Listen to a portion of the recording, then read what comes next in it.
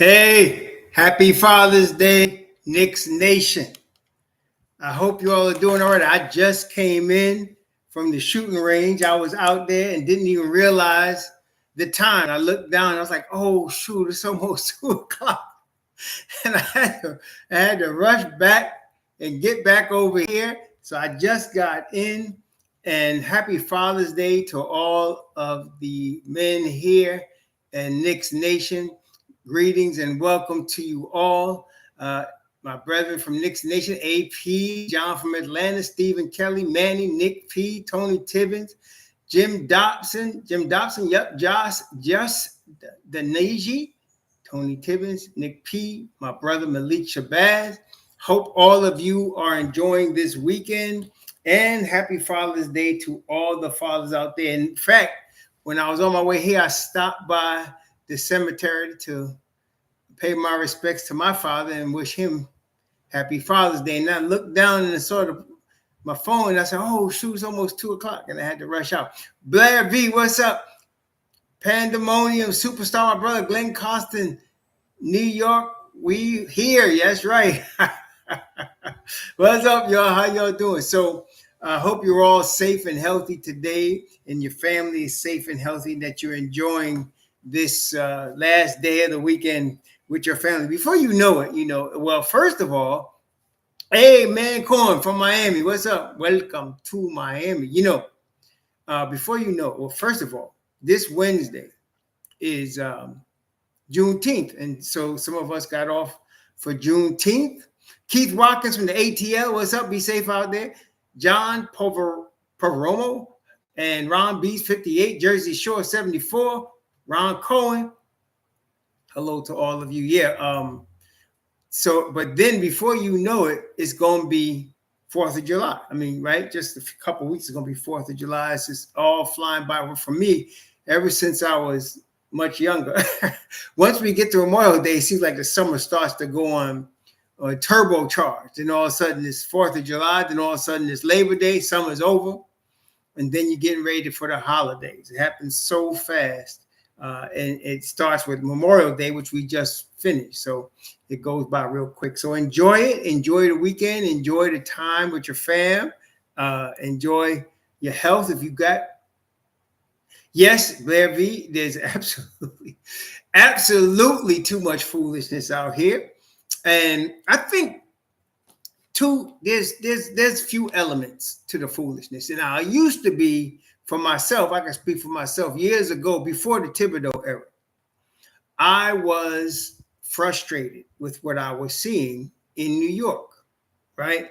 I was frustrated with the direction of the team, frustrated with James Dolan's interference with the team at the time, and the hiring of guys like Glenn Grunwald and Isaiah Thomas and guys like that. When we got Donnie Walsh, I knew I had been following Donnie Walsh from his Indiana days, and I was very confident when we got Donnie Walsh that he was going to turn this thing around. I didn't like the choice of Mike D'Antoni at the time because we from New York. If you're a New Yorker and if you've been watching Knicks, you know the Knick calling card for a long time has been defense. And D'Antoni did not bring no defense, but he was an offensive genius. So I was hoping for a turnaround, but then Dolan interfered in the Carmelo Anthony deal. He interfered and he messed up Walsh's plans. He messed up D'Antoni's plans, and that was the end of that.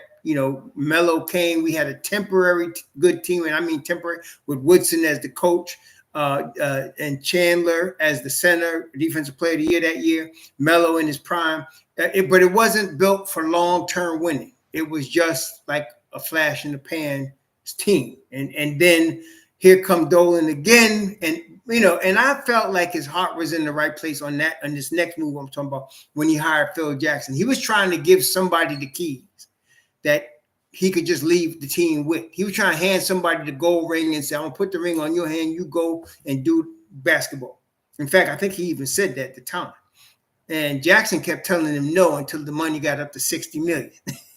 Then Jackson had to say yes. It was an offer he couldn't refuse, even though from the beginning it was quite obvious his heart was not in the Knicks. His heart wasn't there. He was trying to actually coach from the president's box, and he just messed up the whole president's office. So that was that. Then Steve Mills was promoted to president of basketball operations, and he hired Scott Perry. And, so, okay. And I was happy about that at the time because, like I said, that's the first time. If somebody can name another one, let me know. But that was the first time in NBA history you had a black president of basketball operations, a black general manager, and then they hired Fizdale, a black head coach. And then they hired Robinson as the head of scouting. And the whole top crew was all black. And that had never happened in the NBA. And I made note of that. I didn't like the hiring necessarily of Fizdale or Scott Perry, but I like that historic fact. I always was a real admirer of Steve Mills from Long Island days. His brother was my contemporary in high school at St. Agnes School in Long Island. And Steve went to Princeton, and his brother ended up getting a scholarship to Hofstra.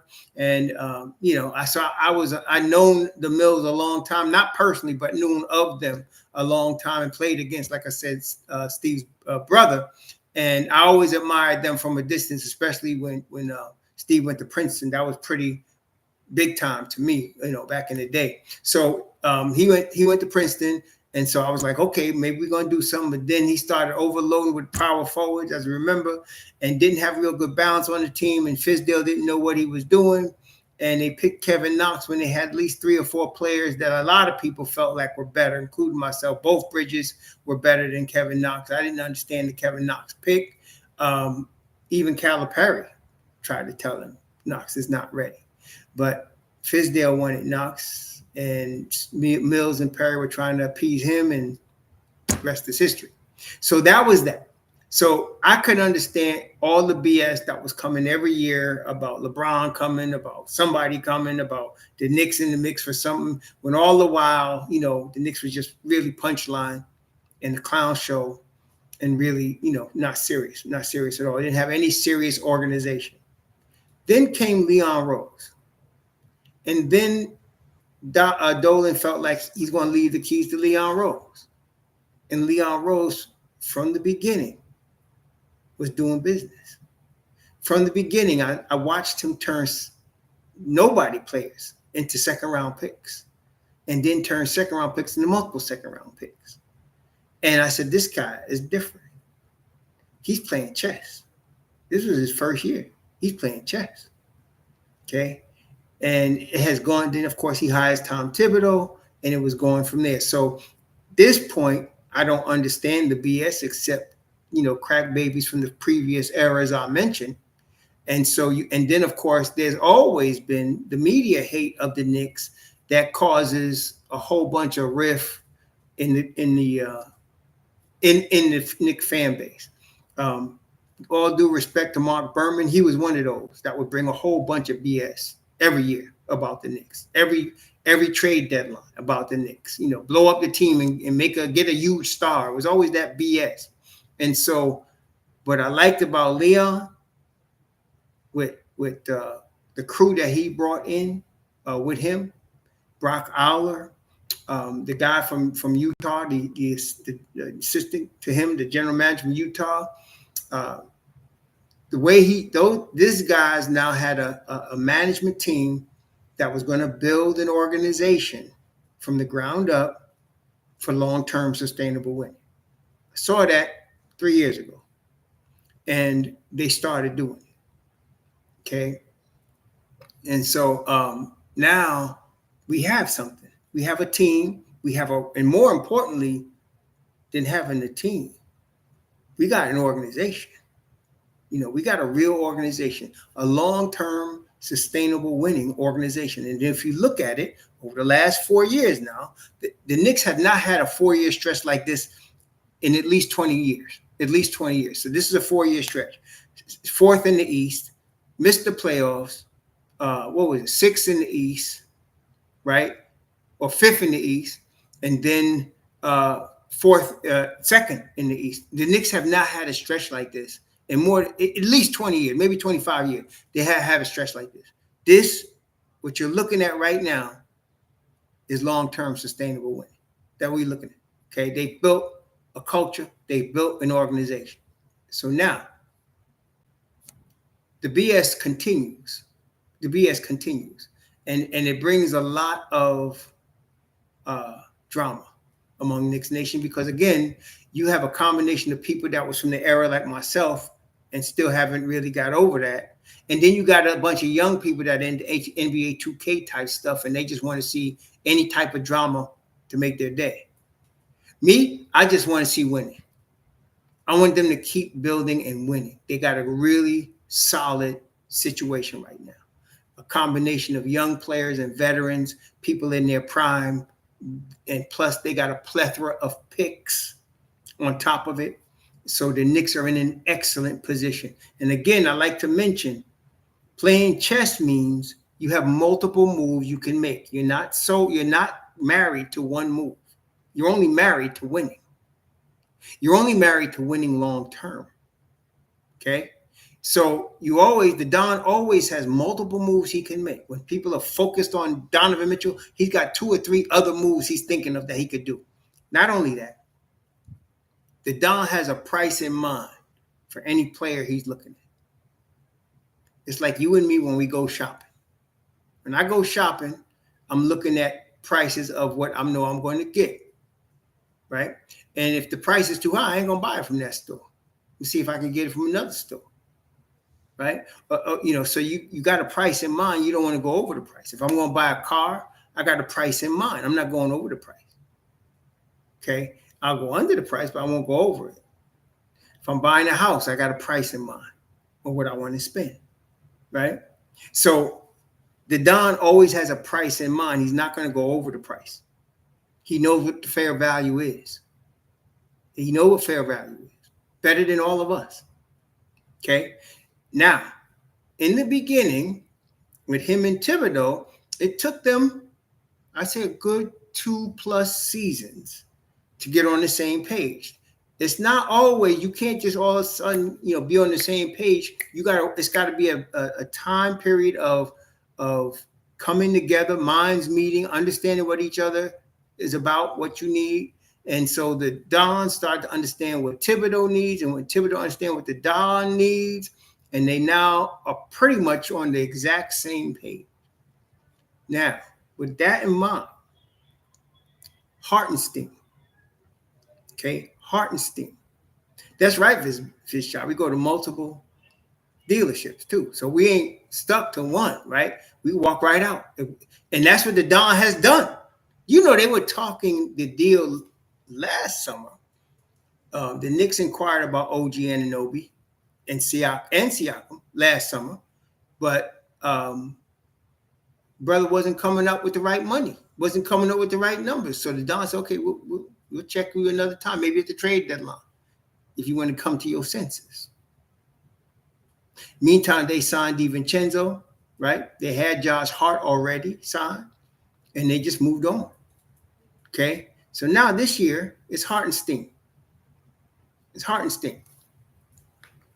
Now, anybody talking about $100 million for Isaiah Hartenstein is silly. When you actually sit down and look at the whole picture. See, when people are pushing angles at you, it's almost like you only could see one picture. So Oklahoma City has all this money, and Oklahoma City is serious about Isaiah Hartenstein, so Oklahoma City going to throw him $100 million. It don't work like that.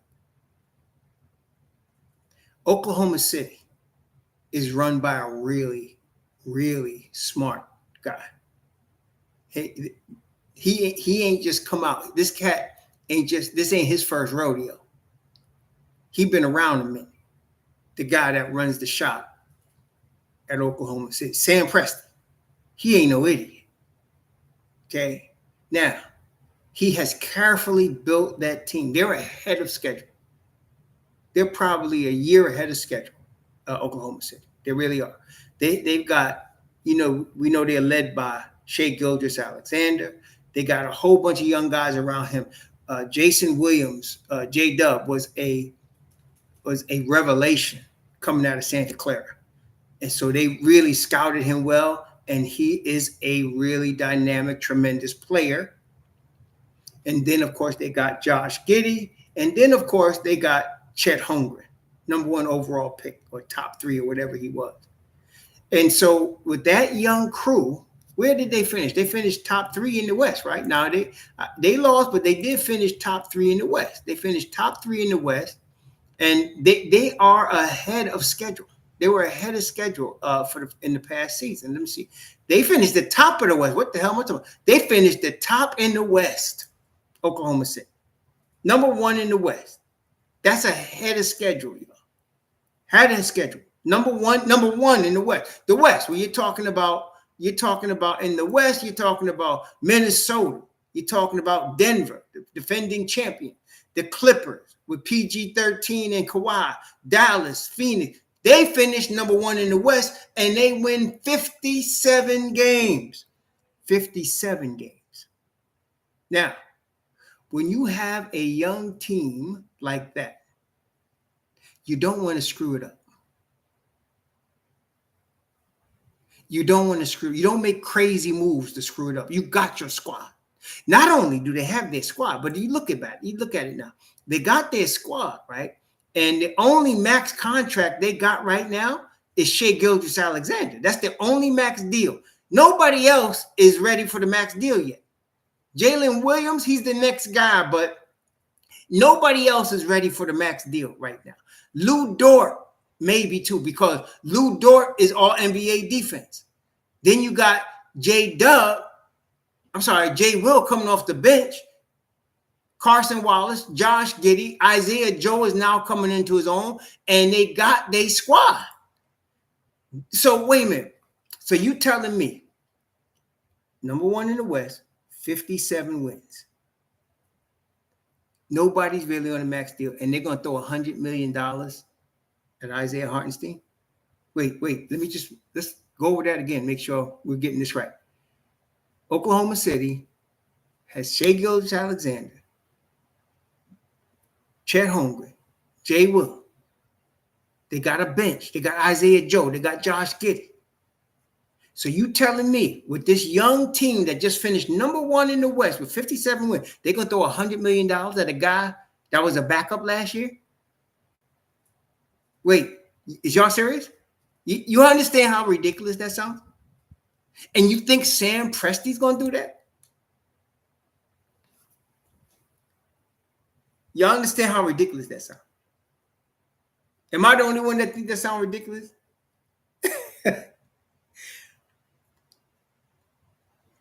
No. He's not going to do that.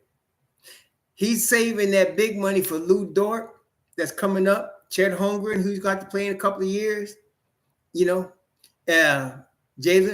Williams, J. Will, he got to pay him, or J. Dub, whichever. He got to pay him. And you think he's going to throw $100 million at Isaiah Hartenstein right now? And then some knucklehead got on my channel talking about what makes you think Chet Holmgren is a 5. This is the thing, brother. This is the thing here. If Chet Holmgren was a rookie, even I said he was lighting the ass, right? I mean, even I said he was lighting the ass. Didn't I say that? I said the boy lighting the ass. And he only played 50 games, I think, his first season, right? So I wasn't surprised at it. But then they figured out the formula how to play him less than 30 minutes a game, and they rolled, right? So I knew he was lighting the butt. But once he played and he's the starter at the 5, it's not my call or anyone else's call to say what makes me think he's a 5. Oklahoma City thinks he's a 5. How do I know that? Because he started at the 5 all year. That's how I know that. So there's no more a theory of whether he's a 5 or not. There's no more a theory. He started at the 5. So he's a 5. And he's going to pay, Hartenstein, and he's going to start Chet Holmgren at the 4. And then I would ask the question, well, what the hell evidence do you have Chet Holmgren could play the 4? He's never done that. Ever. And why would Sam Presti mess with his team that just finished number 1 in the West by doing something stupid like that? Suppose it just flops.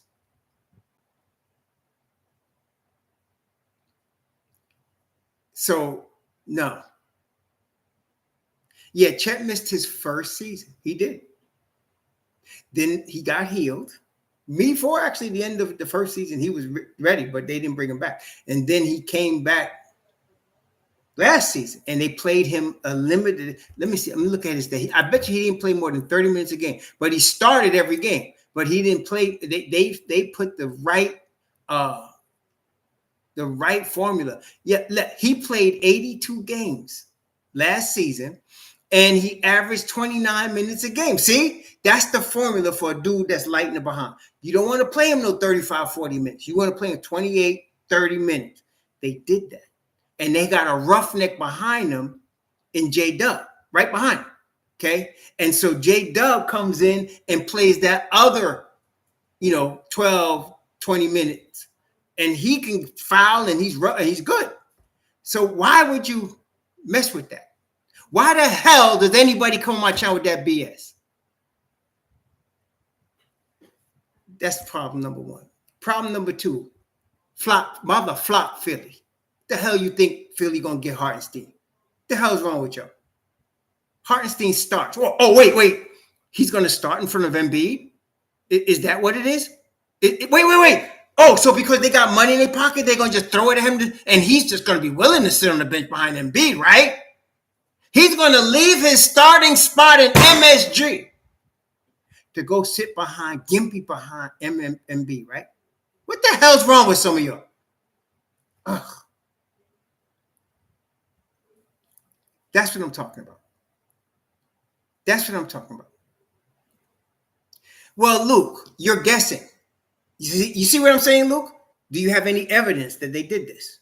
Do you have any evidence that they actually practiced him at the 4? Did anybody in Oklahoma City say they practiced him at the 4?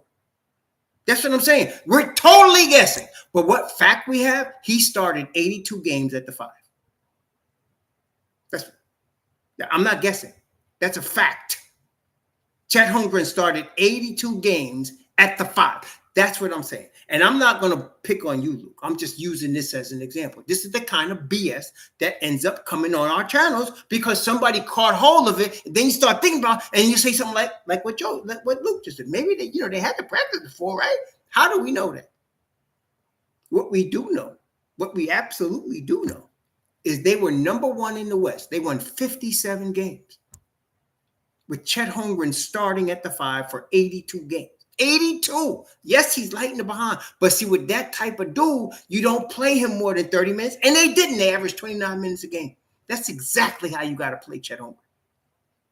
That's brilliance, y'all. See, not the Dunn's not the only one that know how to play chess. Oh, Sam Presti, he been in the chess game a long time.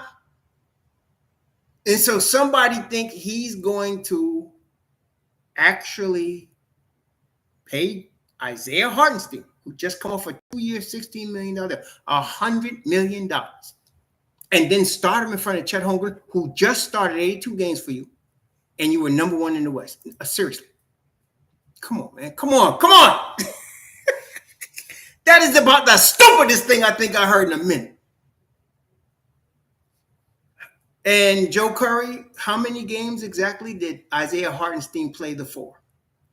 That you say he can play the 4. What the hell? Where are you getting this information from? That what you smoking gold? What you smoking Hawaiian today? What you smoke? Acapulco Gold?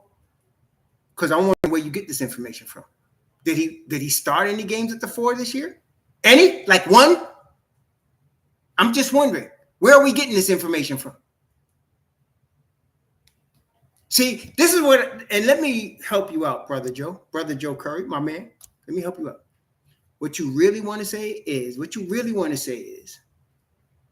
you believe Isaiah Hartenstein can play the 4. That's what you really want to say. That's really what you want to say. You do not make a definitive statement. Well, you know he can play the 4. No, I don't know he can play the 4 because I've never seen him do it. You understand? You see the difference, Brother Joe Curry? You see the difference? There's a difference in saying, well, we know he can play the 4. No, we don't.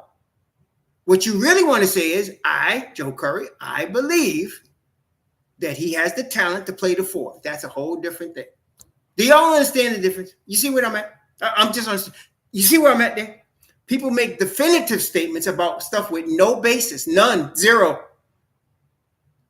Well, the Don's trying to trade OG because OG wants $200 million. Well, wait a minute.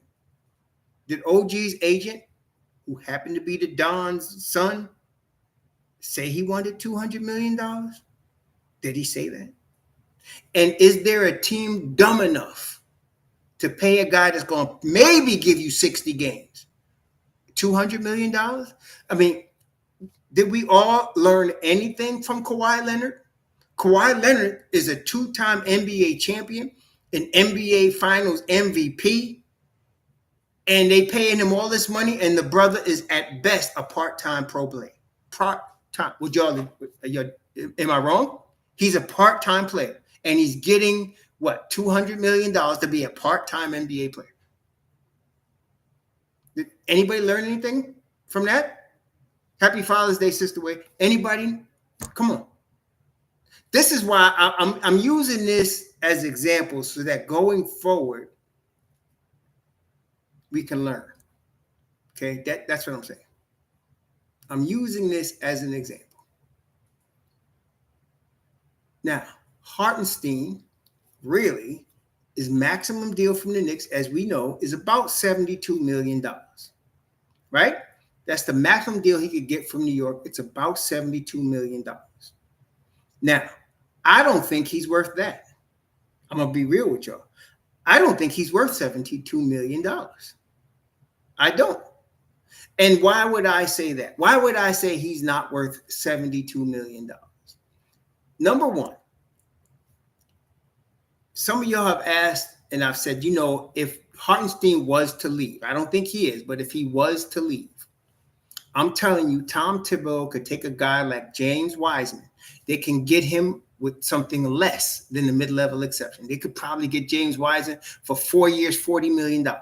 And I'm telling you, he will make James Wiseman a defensive player of the year. I'm telling you. I've been watching Wiseman since he came into the league. I was kind of scared of him because Golden State got him. And I was like, dang. And I knew he was talented. So I've been watching him. He has not been in the right situation.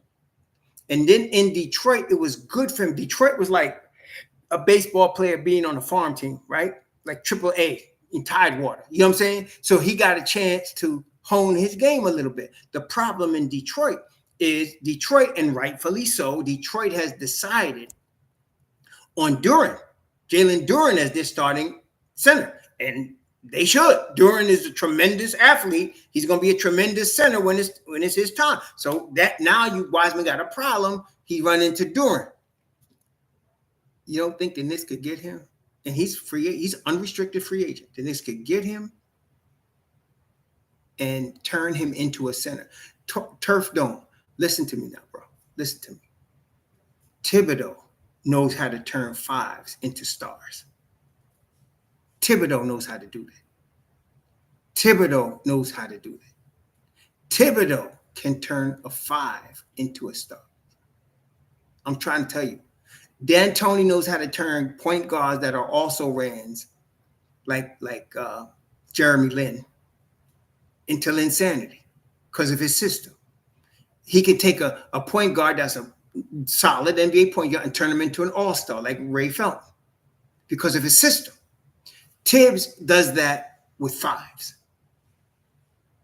Y'all remember brittle hands, brick hands? Nerlens Noel can't catch a pass, can't catch it. It's like he had 2 big bricks for hand. And he was playing at a level that's arguably all NBA defense the year that he started in the second year for Thibs. That was what Thibs does with 5s. And he ain't the only one that Thibs has done that with. I'm telling you, the talent that James Wiseman has, Thibs could turn this boy into a monster. I'm telling you. So that's what I'm talking about. So you're talking about an alternative, right? That's what I'm saying. So I would be overpaying him to give him 4 years, 40.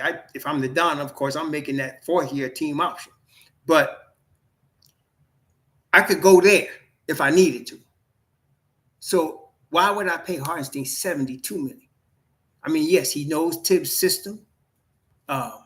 He's a great passer, totally reliable in terms of availability. Is Isaiah Hartenstein for sure, for sure. But $72 million, damn, that's a lot of money. That's a lot of money. $72 million. The problem with Drummond, and this is the problem with Drummond, and I told other people this before. I'm gonna say it now so everybody can hear. Okay, Andre Drummond has always been a tremendous rebounder. He's always been a top-notch rebounder. This is the problem with him. He is not a defensive rim protector. He's not. Now he's not a defensive rim protector. Okay, he's not a defensive rim protector. Oh, AP, let me talk. I'm gonna talk about Mo Cheeks in a second. He's not a defensive rim protector. For Thibs' defense, it evolves around a rim protector. Nerlens Noel was a better rim protector than Andre Drummond ever been. You understand? So he's not going. Andre Drummond is not a choice for us. He's not a choice for us. That's the weakness with Jericho Sims. Jericho Sims is not a rim protector. So when Jericho Sims starts, Thibs is playing with a talent that's the guy's got other talents, but he's not a rim protector. He can jump out the roof, but he's not a rim protector. Okay, he's not. And he can't really play the four, Sims. So he's kind of a tweener, and that's tough. Whereas Mitchell Robinson, say what you want about him, ultimate rim protector. Isaiah Hartenstein is a rim protector. James Wiseman is a rim protector. So I'll tell you. And CM67, you're not the only one, but why the hell does everybody think we got to give a player the full mid-level exception? We don't need to give everybody that we like the full mid-level exception. Full MME. Somebody said, we need to give Aubrey the full MME. Oh my God. No, we don't. No. Stop acting like you're a desperate date. The Knicks don't play like that. Don't act like you're a desperate date. Desperate dates. Trying to pull out all the stuff, trying to bend down at the knee, and you can get ready to become a simp and get done, right? We ain't desperate. We ain't desperate, y'all. We got $12 million. We ain't got to spend the whole thing. We don't have to spend the whole thing. That's all I'm saying. You know what I'm saying? So, okay. So with respect to Drummond, that's why I don't look at him. And I don't think the Knicks, I'm looking at what I've seen the Knicks done. I don't think Drummond's an option. They could have had Drummond several times over already. He's been available at different times. They never called him. Because he's not the type of guy they want to be starting for them. Okay, because he's not a rim protector. He's just not. He's slow-footed defensively, actually. You understand? So, but Hartenstein fits. So I think they give him $72 million. But how are they going to do it? Y'all know how they're going to do it. It's going to be structured. And the last year of the deal is going to be a team option. If I'm Hartenstein, I ask for a player option after year 3. Why? Because if Hartenstein blows it out the water, right, and the Knicks win a chip, now he's worth a lot of money. And then I'll opt out in my third season under this contract and get a whole bunch more. So that's what, if I'm Hartenstein in my third season of the deal, I have a player option. And if I'm the Dunn in the fourth season of the deal, there's a team option. Okay. So that's what I would do. And I think Hartenstein's going to take that deal. He's going to take that deal. It's a life-changing deal. So if he, and he'll probably get what? That's $18 million a year on average. So he's probably going to get a nice little chunk of change. That's going to be more money than he's made in the previous 2 years combined. What he's about to get. Okay. That he's about to get that. So that's going to I feel very strongly that's going to happen. And like I said, we got alternatives, yo. We got alternatives. We're not married to this guy if he don't want to stay with us. But I feel like he's going to want. It makes more sense from what I've seen. Tell me what my take. What do you think about Hartenstein in terms of intelligence? Hartenstein appears to me to be a very intelligent young man. Don't you? What do y'all think? I think he's a very level-headed, intelligent young man. I don't look at him as some goofball. I think he's pretty smart. And so I'm thinking he's going to take this deal, and probably try to structure it. Like I said, maybe he gets a player option in that deal, and then the Don gets a team option later on. So I think he takes the deal with the Knicks Yeah, I think he's a very not just, and that's true. See that he has a high IQ on the court, but I'm saying just in general, when you listen to him get interviewed, like when he was on the podcast with the fellas, he just comes across as much more intelligent than I think people are giving him credit for. So I you can never say 100% chance about anything in the league, but I think it's a pretty high probability. I would say 90% chance he signs with the Knicks. 90% chance he comes back and signs with the Knicks. Yeah, the roommate podcast, that's right. That's right. So I think he comes back and signs with the Knicks. It's just a smart thing to do. You're getting your bag. You're the starting center in Madison Square Garden on a team that finished second in the East, and you were hurt. The team was hurt most of the year. So he's coming back to the club. And then OG and Randall. I mentioned that this week in the video I did. Some of y'all might have seen it, where they played about 400 minutes together and they were plus 25. And there was no even feeling out period. There was no honeymoon. Plus 25, 14-2 together, those two guys. Yo. And and it kills me. People say, well, they're not going to sign OG, and then that means the whole RJ trade was a waste. You see the rabbit hole? You see the rabbit hole the media gets y'all to go down? That means the whole RJ trade, we just gave away IQ and we're going to lose OG now?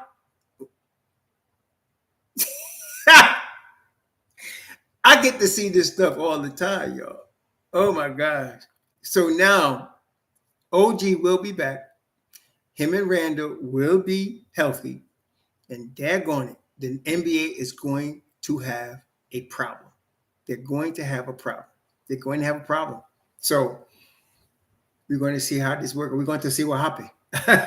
Now, Maurice Cheeks. Let me get a little brief, not an official survey, but can y'all tell me how many of y'all remember Maurice Cheeks as a player? Do you remember when he came out of West Texas State? He came out of West Texas State. I never even heard of that school. He came out of West Texas State, and he was drafted by Philly. Yes, C-Daz, I do think OG's minutes. OG should be Chet Holmgren like, right? I think 30 minutes a game is good for OG. I don't think more than, even though obviously one thing you can't say about OG, he ain't light. That brother looked like a brick doo-doo house. But obviously, he's so thick. I think that's why he gets the cramps. He gets the pull thing and this and that. So, yes, to answer that question, yes, he should be limited to 30 minutes a game, 28, 30 in that range. But, all right, so Webb, you remember. I remember, Webb, tell me if you remember this. Before he played for Philly, when he was drafted, he played at the time, back in the day, and I think this was all the way into the 90s. I don't know if they do it anymore, but in the summer, they don't do it anymore, though. In the summer, before the draft, or was it after the draft? But they used to play in Portsmouth, Virginia, right? Y'all remember that? They used to play the summer league games. The rookies to come to Portsmouth, Virginia. Wasn't it Portsmouth, Virginia? Some of y'all remember that? It was like Portsmouth, Virginia. They'd come and they'd play in the summer. Now they go to Las Vegas, right? And there's a couple other summer leagues sometimes they have. But back at that time, they played in Portsmouth. Everybody would go to Portsmouth, especially if you weren't a known guy that was like, well known and everybody knew you was going to be top 5. Like Marcus Camby, Ray Allen, they didn't play in Portsmouth. But at the time when Mo Cheeks, nobody heard of him out of West Texas State, and he went and played in Portsmouth. That's the first time I saw him, was in Portsmouth. And command of the offense, solid player, great defender, okay? Smart, high IQ. And he was always like that. And when he came to the Sixers, it was him and a guy named Tony, Andrew Tony, and it was him, and they had a couple other guys. And then they win the chip. They got Moses Malone with the Doc, and the Doc wasn't even near his prime no more. Doc was past his prime at that time, and Moses Malone was past his prime at that time. But they had a solid team with Cheeks and Andrew Toney in the backcourt, man, and they won the championship, right? Now, let me say something that maybe y'all agree with, maybe you won't. You ready? The Knicks hired Maurice Cheeks for the benefit and development of Deuce McBride. Let me say that again. The Knicks hired Maurice Cheeks for the benefit and development of Deuce McBride. That's why they hired him. Deuce is a lot like Mo. He's a lot like Mo Cheeks. He's a lot like Mo Cheeks in a lot of ways, not just in the playing style, but if you see the demeanor, you know, some of y'all saw Deuce on that podcast the other day. Who was that? That was I forgot the dude's name, but it was this player's podcast, and Deuce was on the podcast. And if you listen to Deuce's demeanor, and you actually talk to Maurice Cheeks, Pat Bev's podcast, right? Thank you, Pat Bev's podcast, and you listen to Deuce and you listen to Cheeks, bro. Deuce is a modern version of Cheeks. Cheeks is Deuce before Deuce was born, literally.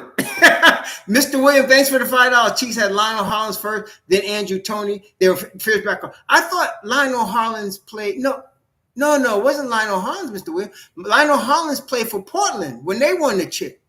I don't think he played for Philly. They had another guy, but it wasn't Lionel Hollins, though. Right? Lionel Hollins, Mr. Williams? I think he played. I know he played for Portland, but I don't think he played for Philly. They had another cat there. But there's another guy that was a lot like. I don't think it was Lionel Hollins, though. But I know it was. Did he? Okay, maybe I'm wrong about that. I don't remember him. I remember him on Portland with Bill Walton and Turzik or some little white dude they had. Also, they had a nice team over there. Maurice Lucas. I remember him there. I don't remember him at Philly. Yeah, I remember Bobby Jones at North Carolina. Bobby Jones came from Denver and went to Philly. When the NBA ABA merged, he came to Philly. But he did play with Philly. Okay, maybe I missed it. I might miss it because I think of Lionel Hollins. I think of him in the Portland Trailblazers uniform playing with Bill Walton. Yeah, they didn't let nobody go on the staff. I'm telling you. And some people have been doubting me. They still doubt me. I'm telling you right now, the Knicks have plans for Deuce McBride. They're going to keep him long term, and they're going to develop him. And let me tell you something. Deuce is going to sign his next deal with the Knicks, and it's going to be way more money than this one. I'm going to tell you right now. Deuce is going to get his loot. And so, they're going to develop him. He's 23, going on 24 right now. I think they brought Mo Cheeks on board just for Deuce. I think that's the case. And he's going to help Deuce a lot. And not only, so now think about it this way. Deuce already is picking up game from Brunson. He's picking up game from Brunson. He's learning Brunson's footwork. Now, he's not going to be Brunson. I mean, nobody. Brunson has Hall of Fame, all-time high type footwork. But Deuce is picking up pointers from Brunson. Deuce is going to learn a lot from Maurice Cheeks. And one thing that comes through about Deuce McBride, when you listen to him talk, and I've known this about him even before he got drafted by the Knicks, he's a student of the game. He's a gym rat. He loves the game. Okay? And not only that, I want to tell you something. Thibs wanted Deuce, okay? And they got him. Thibs and some of y'all been calling for Thibs to be fired every year he's been a coach. Don't lie about it. Some of y'all been calling for him to be fired ever since his first year. Every year he's coaching, somebody said, well, they got to get rid of Thibs. They'll never win with Thibs. Thibs is a fixture. Thibs is going to retire a New York Knicks. I told y'all. Somebody said, you think they'll bring him back? I told you, he's going to get his deal. I told y'all this a year ago. He's going to get his money. He's going to be back. Some of y'all just silly. But as long as Thibs is in New York, Deuce is in New York. And let me tell you something else. Deuce is also a lot like Mitchell Robinson. Mitchell Robinson is a country boy. He ain't a city boy. Mitchell Robinson's a country boy from the Bayou of New Orleans. That's where he's from. That's him. But he loves New York. Mitchell Robinson loves New York. And he wants to play. He wants to stay here and play, Deuce is a country boy from Cincinnati, Ohio. And he loves New York. And he's going to stay here. And it's going to be good. He gonna come. And this is the thing. You got a guy that can ball, that can lock up anybody. He can play the 1 or the 2, and he don't mind playing behind Jalen Brunson. He has no problem. See, IQ had a problem with that. Oh, okay. Thank you, Mr. Williams. Thank you for the correction. So he played from. And when did they win the chip? It was 81 or 82. Was it the 81-82 season that the Sixers won the chip? I think it was, wasn't it? 81-82. Because I think 80-81 Boston won it. That was it was 83. Thank you, Marvin Smith. So he was not then Lionel Hollins was not on the Philly team that won the chip. Is that correct? That's why I didn't recognize the name on Philly. I know they had Andrew Toney. I know they had Maurice Cheeks. I know they had Bobby Jones. I know they had Doc. I know they got Moses Malone. But I didn't recall Lionel Hollins. Okay. So he played for Philly. Thank you, Mr. Witt. So he did play for Philly, but he wasn't on the championship team. Okay. That's basically my point, though, in bringing up Cheeks and Toney. Those were your championship guards. They had another guy named Richardson that played on that team. I can't. His last name was Richardson. He was in the rotation and won the chip with them. Okay, got you, Mr. Williams. Clint Richardson. Thank you, Jay Spring. Clint Richardson. So that was the rotation. It was Toney. It was Cheeks. It was, and they got rid of World Be Free, have been gone, and then they got Clint Richardson, and they won the championship with that. That was very solid backcourt. But Cheeks, that was the steady Eddie dude. Toney was the scorer. Toney was the guy that was the big scorer on that team, even more than Doc that year. Was Toney. Toney was the big scorer in that team. But Cheeks was solid, steady, and that's Deuce. Yeah. So IQ wanted to start. And you know what? I have no problem with IQ wanting to start. I think he was good enough to do it. The Knicks made a choice. They chose Jalen Brunson. Is what it is. So now IQ, and I told y'all there was Minnesota, Washington, and I mentioned Toronto as teams that he could go and play, and especially with OG in the mix. Excuse me. Excuse me. With OG in the mix, you know, that was a serious, solid deal. RJ, and IQ for OG. I didn't know they could get Precious, though. Another situation right there. Another situation. Thank you, Corey. Another situation like this. So Mo Cheeks, I feel like, was added for the benefit of Deuce McBride. And he's going to benefit Deuce McBride great. Yeah. Well, AP is not that easy. Deuce has the footwork of, in the basketball sense, of Darrelle Revis. You just can't. There's some things you can't teach. Y'all know about Darrelle Revis, and they called it Revis Island. Revis Island. Yeah, that's right. You right, Uncle Mo. He is from Pensacola, but that's right. You right. And then he went to high school in Louisiana, but he's still a country boy. That's my point, though. You right, Uncle Mo? You agree with that? He's still a country boy, whether it's Pensacola in the Panhandle, or whether it's Chambret or whatever the name of the high school is in the Bayou. He's a country boy. That's all he is. He's a country boy to his heart, but he loves playing for the Knicks. And Deuce is a country boy from Cincinnati, Ohio, and he liked playing for the Knicks. Yeah, exactly. There you go. Good evening, Miss Stevenson. So, Cheeks has been brought on board to help Deuce. And yes, AP is not that easy, bro. You just can't, he can learn some things, but that type of footwork on defense that Deuce possesses is Darrelle Revis level. You have Revis Island and you got Deuce Island, and you just can't. Some things. See, remember I like to say this: when a guy comes to the league, any guy, there's got to be a part of his game that's elite from college, something that he brings to the table when he comes to the league. So, like, I wasn't real high on Cam Thomas, but I cannot deny Cam Thomas is an all-world elite scorer. And I think everybody saw that, right? He's a walking bucket. That's what he brought to the league. Everybody brings something to the league. You got to have something to get your seat at the table, to get somebody to look at you. You need to bring something. Like Edie is 7'4", right? 7'4", and he's got low post move. That's what gets him to the table. Whether he could ball or not, that's different, but that's what gets him to the table. So everybody has something. Ant is an all-world athlete, and his skill level is elite. He's like Jordan, a baby Jordan for real. That gets him to the table. Deuce was defense. If you looked at him, if you saw him at West Virginia, elite defense. That brings him to the league. Now it was a question of whether he could score. Like I knew he could score, but when I saw him do his thing in the G League, I said, okay, this brother got it, man. Forget it. This brother got it. See, so for that type of defense, you know, maybe he could pick up a couple pointers, but it ain't going to be Brunson's never going to be that. Just like on the opposite side, Deuce is never going to have footwork like Jalen Brunson. With Jalen Brunson's footwork, you see all of those videos of his father working with him when he was 12 years old. That's where that footwork comes from.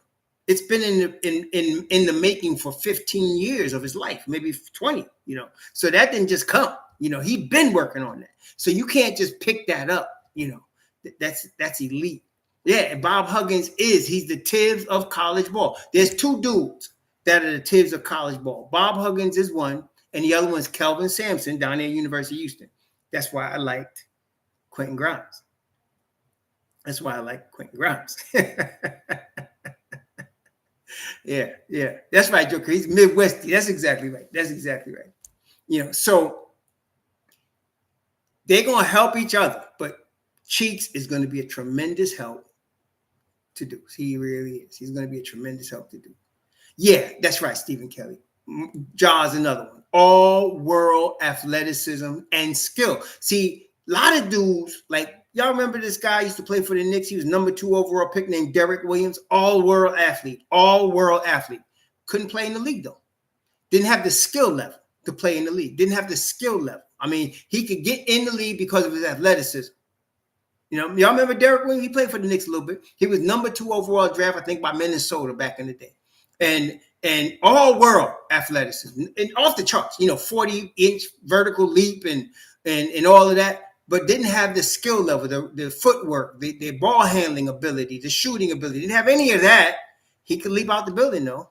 See? That's what we're talking about. Okay? You got it. The athleticism brought him to the table. With Ant and Morant, they got all-world athleticism, elite skill level, shooting, ball handling, defense, elite. That's a like Doncic. Doncic is a basketball prodigy. He's a virtuoso, you know, very much virtuoso. So you get guys like that, but they don't come around all the time. It's not like you get one every season. There's not one in the draft this year. They're good players in the draft. Ain't no Ants in the draft. Ain't no Morants in the draft this year. They ain't one. They're not there. Okay? Ain't one. See? So you don't get them every year. You don't get them. Right? So it's rare. You know, but speaking of the draft, I am convinced the Knicks are going to draft Ryan Dunn.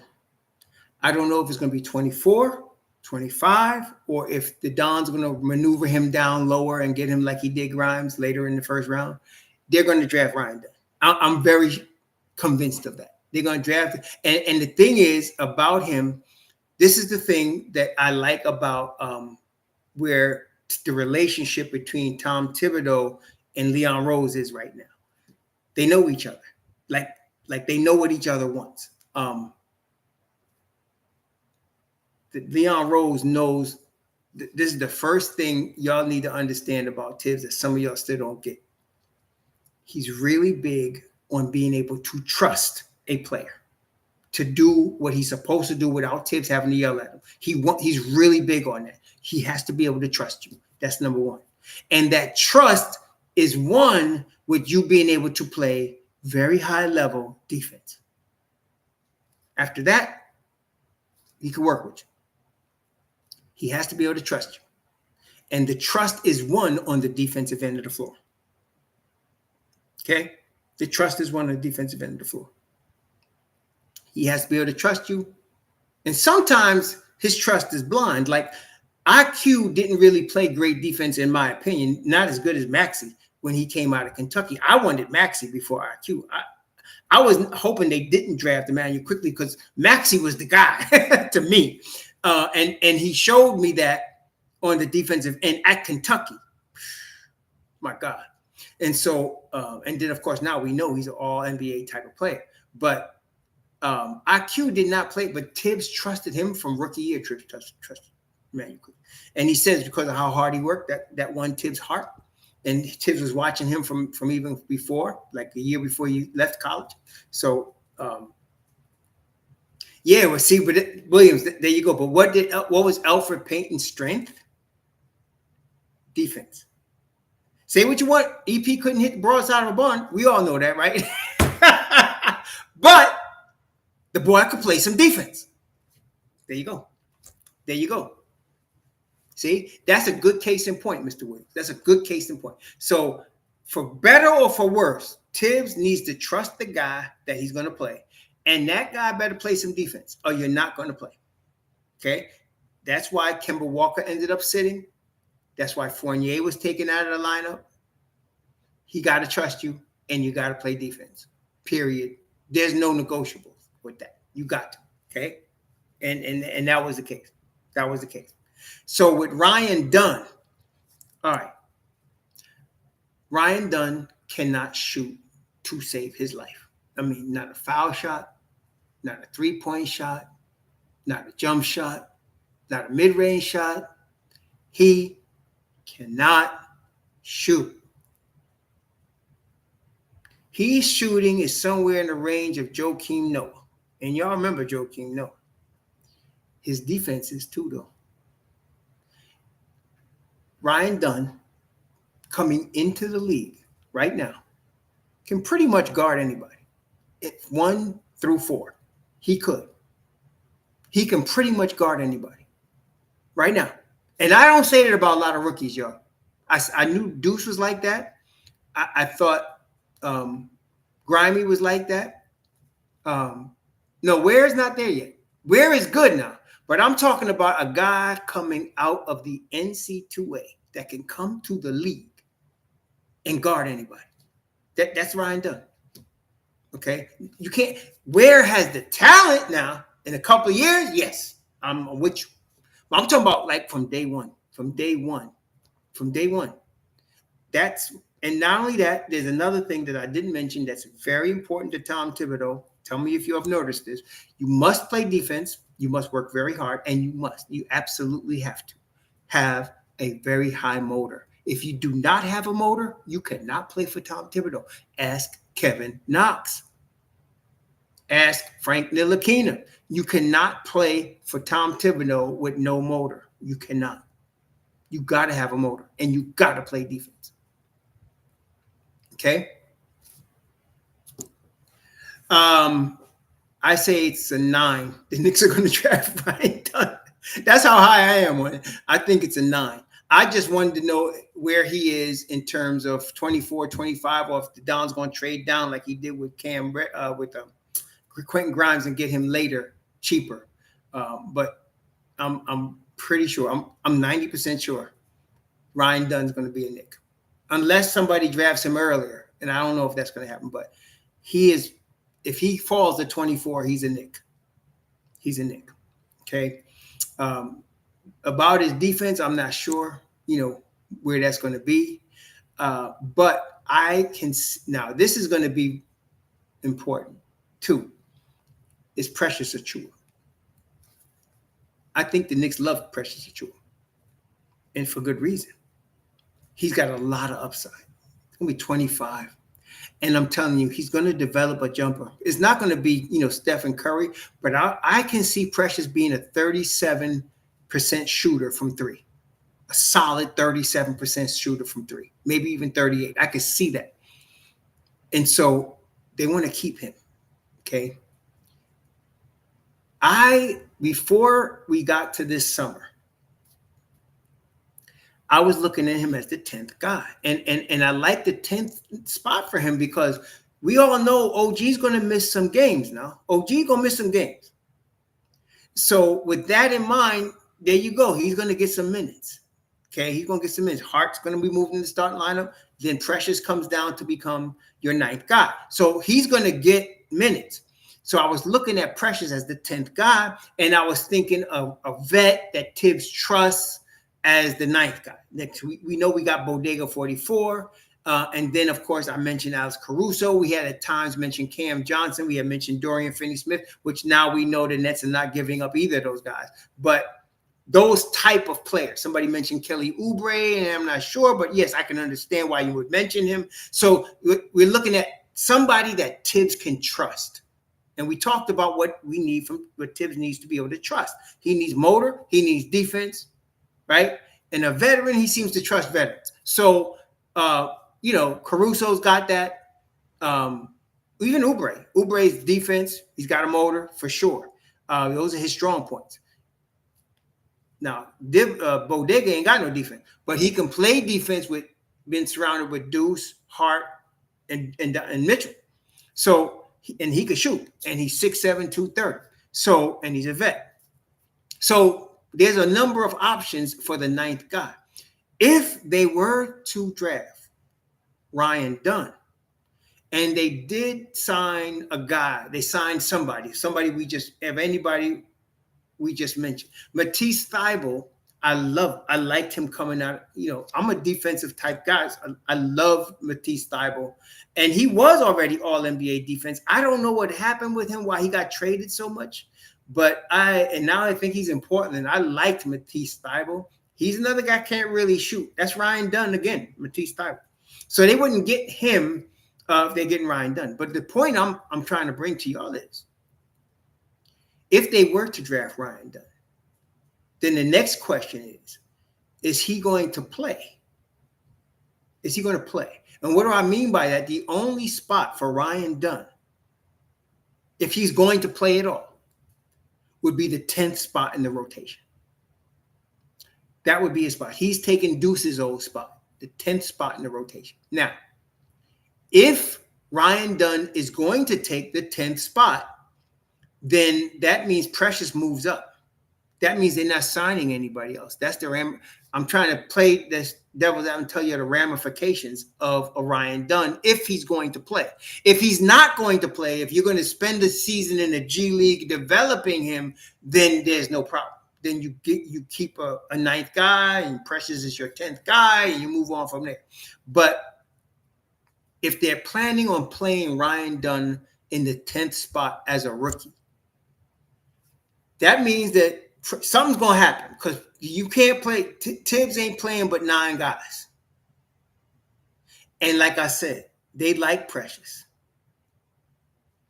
And 10th spot is perfect for Precious. He would get some minutes because, like I said, OG's going to miss some games. Isn't Royce O'Neal?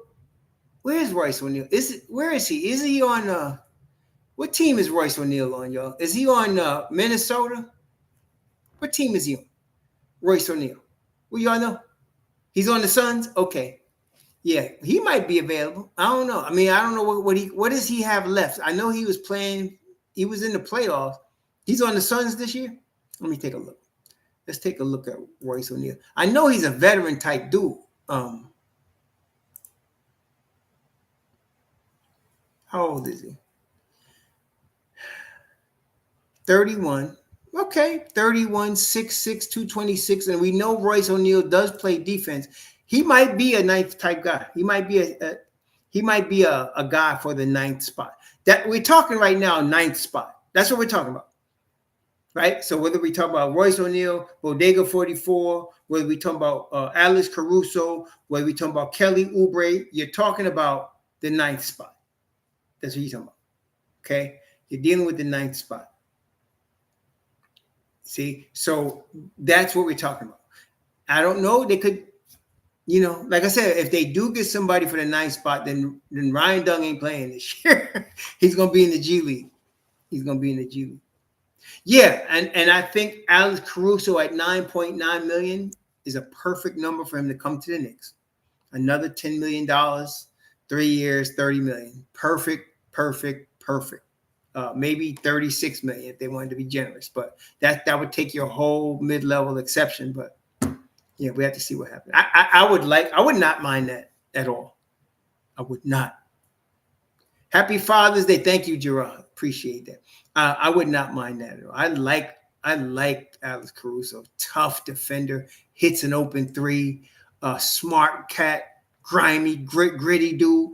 Works perfectly with Hart and Deuce. Perfectly. Him, Hart, Deuce, and then you add Mitchell Robinson, and then you got the nerve to put like an OG in there. Oh my gosh, that would be ridiculous. That's a good question. DJ asked, do we even entertain Edie if he falls to 24? That's a good question. If you're asking me, now there's a difference between what the Knicks might do and what I'm thinking. I would look at Deron Holmes before I look at Edie. I would also look at Furphy before I look at Edie. I would also look like Keyshawn George before I look at Edie. I would look at any of those guys before Edie. But I don't know. I would look at Tyler Smith. He wouldn't be my first guy I look up, but I would look at Tyler Smith before I look at Edie. I look at Edie as 25 or below. At 24, I think they're going to take Ryan Dunn. What they do at 25 is I have no idea. My board is Deron Holmes. I would say Deron Holmes. I like Bobby Clintman. I like Furphy. I think I like Furphy and Clintman about even. I like Khalil Ware, but I think Khalil Ware is going to be gone before 20. Yeah, I don't know. Yeah. But Edie Edie is a project to me. Edie is a project. Really, he is. And the question is the motor. And I think there must be a question about his motor because skill level wise, he's a top 10 pick. I don't see when I see him drop in mocks into the 20s with that kind of size. See, it's like, why is a beautiful woman by herself? Like, you see some women are so fine. He's like, why are they by themselves? And some dudes don't see it. There's some problem. Why is she by herself? How come she ain't with some dude? Right? Some women just gorgeous. You'd be like, why are they by themselves? Which one? Something wrong. It's like my cousin. I got a cousin. I had a friend. I had just met the dude. He wasn't a good friend, but he was over for dinner when my cousin was there. This is a long time ago, back in the 80s in New York. Clean cut dude, sharp, and he was a model. And my cousin said, is he gay? He's too handsome. She said, he ain't got no girlfriend? And you know what? She said, is he clean? I said, you know what? Cuz, I don't know, come to find out, he was AC/DC. He was clean cut, perfect smile, handsome. He was a model. And she's like, is he gay? Some people look too perfect. So Edie is 7'4". He can score in the post, right? He can rebound, block shots, defend the rim, but there's something wrong. Otherwise, he'd be a top 10 pick. He might be the top pick. If there was a motor there, he'd be the top pick. There's a problem with his motor. Okay, I'm telling you right now, there's a problem with his motor. So whether the Knicks want to risk, maybe helping him, because motor to me is one of those things. Either you have it or you don't. On the NBA level, like if you're a junior high school or in high school, you could learn to hustle when you weren't hustling before. You could learn to hustle, but in the level of the league, it's more than just if you got to be able to motor for a long time. You got to be able to run. Okay. I don't know. Yeah, you can't teach size, but you remember Thabit? You remember Thabit? Thabit was like 7'4". He came from UConn. They won the championship with Kemba Walker. He stunk. He couldn't play. He was top 10 draft pick, 7'4". Couldn't play.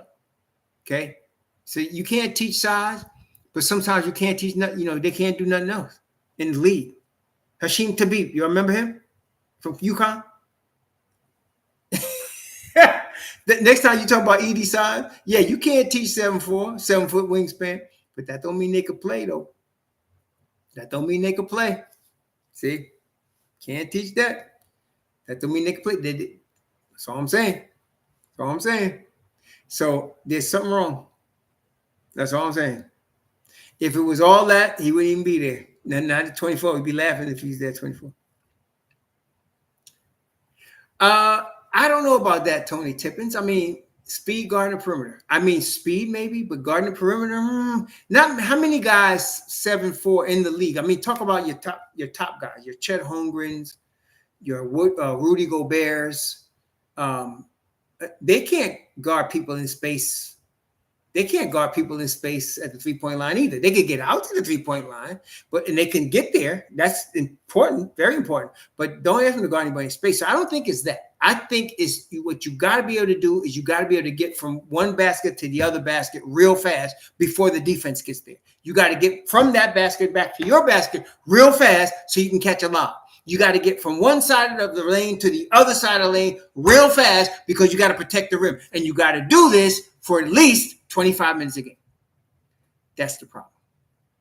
I don't know if he can. Okay? I don't know. Wemby can do it. Wemby can. That's right. Wemby can do that. Okay? I don't know if Edey can. He is not a perfect fit at OKC. Please stop. He is not a perfect fit. Some of you are looking at 7'4" and dreaming.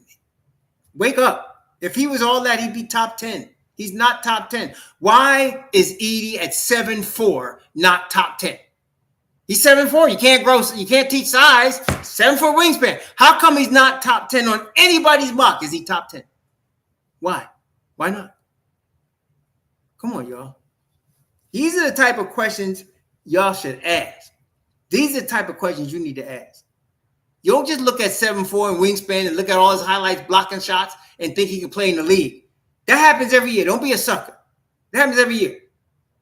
Jalen Brunson was selected in the second round because he was slow-footed. And they didn't know that his footwork and his leadership would carry out. Neither did I. Load at his foot. And if you think Jalen Brunson's the norm, you are bugging. Jalen Brunson is so rare. Jalen Brunson. Very rare. Very, very, very, very rare. Okay? So don't look at him as the norm as if, oh, yeah, you can grab him in the second round. He can be great. No! Most times they'll never play. Okay? It's very difficult. Very, very difficult. And I had a number of y'all look at this guy. Look at all these guys that's in the 40s and 50s of the draft. They're going to have to show them. See, look. In the NFL, right? Y'all seen the combine in the NFL. Y'all seen the combine in the NFL, right? So guys they hire agents and personal trainers just for the combine. And what they want is to run 4.3. They want to run a 4.3 40. If you're a wide receiver or back, or even you want to run 4.3. That's what you're working toward. 4.4, 4.3. Then you're an elite athlete, right? You want to jump the vertical. You want to get a good 35, 36-inch vertical leap. Now you're an athlete, right? How many guys can do all of that and can't play a lick in the NFL? So beware of the combine stars. Some people say, whenever somebody brings me a guy and I've never heard him, I said, what was he, a combine star? They say, yeah. So beware of the combine stars. That don't mean they could ball in a game in the league. Yes, they got the shuttle real fast. Yes, they got a very high vertical. Great. But that don't mean they could play in the league. Okay? That don't mean that. You got to see them in a game with NBA players. Most of them are going to be just what they were in college, except not be able to do that in the league. That's okay. What you got to look at. Okay. Yep. Jokic was 41st pick. Again, how rare. Jokic is now considered one of the best centers to ever play NBA basketball. And he slipped by everybody. But it's a rare thing. It's very rare. Oh, is that right, Jamie? Something? Where is OKC picking, Jamie? Where's their what number are they picking? That's a good observation. I didn't know that. I can see that type of thing does happen. Where's OKC? Where are they picking? Oklahoma City's picking 30th, right? Oklahoma City, am I right about that, Jamie? They got the 12th pick? Oh, shoot. Oh, from Houston. Ooh. Well, okay.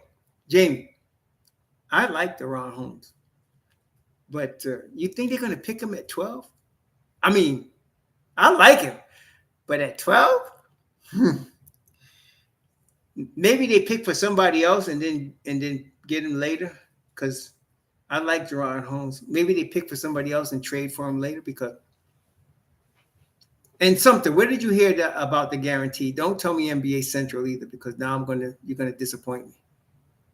Where did you hear about a guarantee from OKC, Mr. Sumter? I'm asking you. You put it out there like it was a fact. Tell me, where'd you get that information from? Was it Ian Begley? Wojnarowski, Shams? Was it any of those guys? Okay, I'll give you may not be it, but was it somebody in Oklahoma? Was it one of their broadcasters? Who told you that? That's what I want to know. Who told you that? I'm not saying it's not true, but I want I want a verification of the.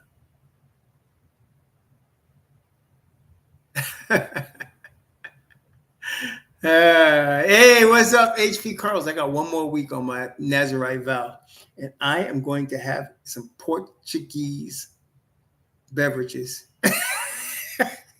Next weekend, I'm going to have some Portuguese beverages. I got one more week on my Nazarite vow, and next weekend, I'm going to have some Portuguese beverages. No doubt about that. But what was I saying? So, anyway, I wouldn't cross Deron Holmes off unless we got a verification, Mr. Sumter.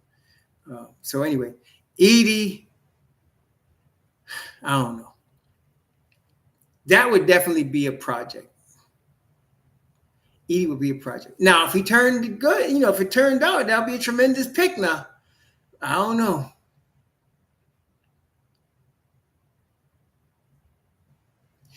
Sumter, you didn't hear me properly. And maybe that's the point I'm making in your assumption about OKC. I said, if I was OKC, I would trade down because he's not worth the 12th pick at this point. He needs some development. I could see him coming in the 20s. I wouldn't pay him number 12 money. So therefore, you look at another team that might like a guy at 12 who'll be in a position to pick Holmes, and you say, okay, I'll pick your guy, you pick Holmes, and then we'll make a deal. That is what happens. It happens a lot in the league. The Don does it all the time. Okay, it happens a lot. Thanks, Ms. Stevens. Appreciate that. Kolek is pretty good, but I feel like if they were going to get that Tyler Kolek, they should stick with Rokas Jokubayidis because he's better. Rokas Jokubayidis is better. He's ready, more ready, and we got him under control already. So we don't need Kolek. That's why I don't understand. And everybody, in some of the comments, they say, well, we'll have a playmaker behind Brunson. Who the hell think Thibs is going to play a rookie behind Brunson in front of Deuce McBride? What the hell is wrong with some people? I mean, I'm listening when they say, when I look at the draft mock and they say, well, the Knicks picked Kolek at 25. And I'm looking for the reasoning. Well, they'll have a playmaker behind Brunson. No, they won't, because Kolek ain't playing. He ain't playing. So some rookie's going to come in and all of a sudden be a playmaker? This is the league, man. This ain't Marquette. And when I'm looking at Marquette, the guy that jumps off the page at me is also Iguodala. It's not Kolek. Somebody had to tell me about Kolek for me to even notice him. I'm watching Iguodala. Anyway, I think he's overhyped. Maybe if he works real hard, he could be TJ McConnell. And I'm not saying TJ McConnell's a bad player. He's a really good player. But I'm not wasting my 25th pick on homie. I'm not doing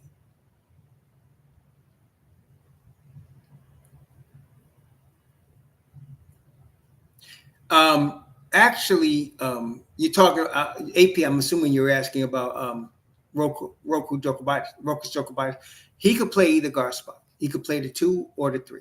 He's a really nice spot-up shooter, very savvy lefty, great footwork. I'm not sure of his defense. I'm not saying it's good or it's bad. I'm not sure of it on the NBA level. I'm not sure of it. I'm not high on Cleveland from UConn. I don't want it. I'd rather try to get a guy in the second round. outside, in terms of 7-footers, the only guy I would pick in the first round at 25 is Khalil Ware. I would pick him at 25. He's the only 7-footer I would pick at 25. I would pick him. Yep. I would pick him before Edie. I would pick Khalil Ware. Khalil Ware has NBA level talent. And I feel like in the Knicks system, he was just under Woody. He had transferred from Oregon and went to Woodson with their Indiana. And Woodson worked his tail. And I think he would be a type of character and, of course, talent that the Knicks could develop in the next 2 years to play in their rotation. I like Khalil Ware. He's the only 7-foot guy I would draft in the first round. I would not draft Edie unless he fell in the second round. Yeah, Rokas is back in Barcelona. I don't know what he's going to do. Maybe oh, yes. But Misi's not 7 foot, though, right, Jason? He's like 6'9", right? He's got a long wingspan, right? But he's like 6'9", right? Am I correct on that? I think Misi's like 6'9". I like him, too. I do like him. I didn't think he was going to drop to our level, though. They got him at 22. He is 7 feet. He's a 7-foot freshman from Baylor. I like Misi. I like his motor. I like his motor. He's also very raw. He's very raw. I'm not trying to be a pun, but I think Misi's very raw, and he's French, and that's not cool either. But I like Ware better than all of them. I really would draft Ware. He's the only guy really that I would draft in the first round that's 7 feet tall. Good afternoon, Mr. Landis. Thank you and good happy Father's Day to you too. Yeah, I would draft Khalil Ware at 25 if I was going after a center at 25. He's the only guy. I think he is John Mark. So but he's from Cameroon, right? Joe Curry, right. He's Cameroon. I thought he was from the continent. He's from the motherland. So maybe I'll give him a bit of a break. He is French, but he's from the motherland. So I'll give him a break. Thank you, Joe Curry. That's right. He's Cameroon. Yeah. Right. I give him a pass because he's from the motherland. And and he spent a lot of time at Baylor, so I'll give him a pass. Yeah. He'd be a project though, but I like his motor. Thank you, Autism Boy Cottage 81. Happy Father's Day. Yep. I like his motor. I do like Eve, whatever he says his name, EC Misi. I like his motor though. I looked at video of him and I like his motor. That's a big one for me for a big guy. I got to see a motor, and I do see it with that kid. But I like Ware the best. I think as far as pure NBA talent, Khalil Ware is that guy, man. At that pick to me, he's got the talent. And so Woodson was working on attitude, working on work ethic, working on developing him. And I'd like to, and I'm sure the Knicks would ask Woodson what he thought. Seriously. So, but I'm not saying the Knicks are going to pick Ware at 25. Like I said, I like Furphy. Furphy's going to be a player. Furphy's not a superstar, but he's a very solid guy, man. He's Joe Ingles at 22 or whatever. He's a solid guy, 6'8", all-round game. He's a lot like, but not as good as the young boy Franz Wagner. He's not quite as good as Wagner, but I wasn't high on Wagner either, but I like Furphy's got a Wagner-type game. I like him, but I like him. Bobby Klintman. Yeah, with Mike Woodson coaches in Indiana, and Mike Woodson coached Khalil Ware. Khalil Ware transferred from Oregon to come to Indiana and play for Mike Woodson, which says a lot. And Woodson, putting him through his paces, And so Tom Thibs is a pro coach, an elite coach, a defensive coach. He's going to be the Knicks coach for as long as he wants to be the Knicks coach. That's what I think about Thibodeau. I have no criticism about Tom Thibodeau, and any real New York fan shouldn't have any criticism about Tom Thibodeau. No coach in 25 years have done what he done in the last 4 years. In 4 years. Go back in the annals. When is the last time the Knicks finished 4th? Didn't finish at 9th. Didn't finish 5th. Didn't finish 2nd in 4 seasons. That is 4th, 5th, and 2nd in 4 seasons under Tom Thibodeau. 4th, 5th, and 2nd in 4 seasons under Tom Thibodeau. Yeah, Kenny Payne left Louisville, and he apparently, I heard, he's going with Calipari down to Arkansas somewhere. Yeah, somewhere like that. But I don't know what the Knicks are going to do after Dunn. I know they're going to draft Ryan Dunn, but I don't know what they're going to do after that. I have no idea. They could go in so many different directions. Some of y'all mentioned Edie. They could get Ware if he's available. I don't even think Ware is going to be there. What's up, Organic for that? I don't think Ware is going to be around. If he is, I'll be surprised. And then Furphy should be there. I like Furphy. He should be there. Bobby Klinkman should be there. I like him. There's a number of guys. Let's see. Deron, of course. Deron's atop my list there at that level. I don't know. We have to see. I like Keyshawn George. He's got a lot of upside. He's only 20, and there's a number of guys. I don't understand why they keep mocking Terrence Shannon to the Knicks. He's 20. He's going to be 24. He's older than a lot of the Knicks veterans, man. Why did they keep, especially Tankathon? They kept putting him at the Knicks. I was like, what is wrong with y'all?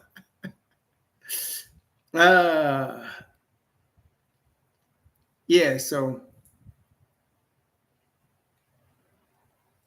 No, Demar Barr, I don't like Edie at 24 or 25.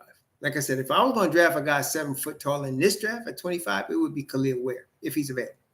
If he's not available, I'm going for talent at the wing spot because there's a lot of it's available. You got Holmes, you got Furphy, you got Klinkman, you got a number of guys that's at that wing spot you can get and develop. I like George, Keyshawn George. Oso is a 2nd round pick. I even like Oso as an undrafted free agent if the Knicks can get him. I'd like that. I'd like him to play on our summer league if we could get him. I'd like to see Oso Iguodaro play on the Knicks summer league. I think he can win a spot. I think he can stand out.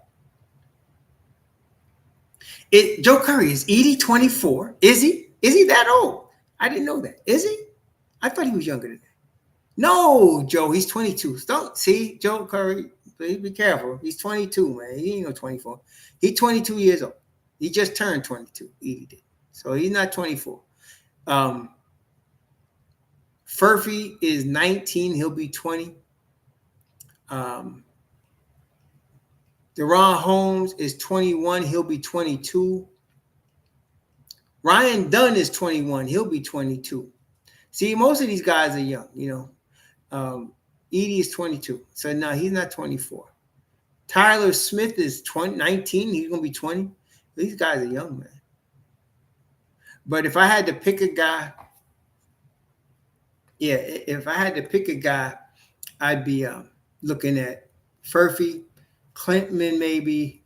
Really, it's Furphy. Deron Holmes and Furphy are my guys after Ryan Dunn. I like both of those guys. Yeah, no, they're not going to pick him. Yeah, they're not going to pick him. So I like Ryan. And I wouldn't actually, Deron Holmes is higher on my chart than Ryan Dunn. But I can understand why they would pick Ryan Dunn 24. I have no beef with that. I think it would be a good pick. I think, be a solid pick, a Thibs type pick. Okay, I think that's definitely true. So if they were to, now this is another caveat. If the Knicks were to pick a guy like Khalil Ware at 24, 25, you know very well, Sims is out. Sims is out. If they were to pick Khalil Ware at 25, Sims is out. Okay? Period. He's out. Yeah. Yeah. So, yeah. So that's what that would mean. And that's the only concern I have. If they pick a 7-footer, Sims is out. I don't know about that, Sumter. I don't know about that. I'm not saying Furphy's an all-NBA defensive player. He's not Ryan Dunn defensively, but he ain't no chain wreck.